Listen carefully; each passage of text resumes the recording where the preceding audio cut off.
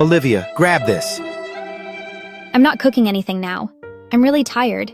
You'll have to make it yourself. If you don't make beef tripe hot pot for me, I'll tell Dad that you were the one who crashed his car. Brother, please don't do that, or Dad will beat me badly. Then hurry up and make it for me. I have to quickly make beef tripe hot pot for my brother. Otherwise, I'm done for today. Friends, last week I secretly took Dad's car, but by mistake I broke his bumper. I never told Dad it was me.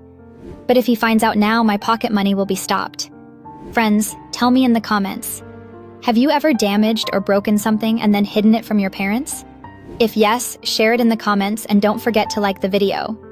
Look friends, our beef tripe hot pot is ready.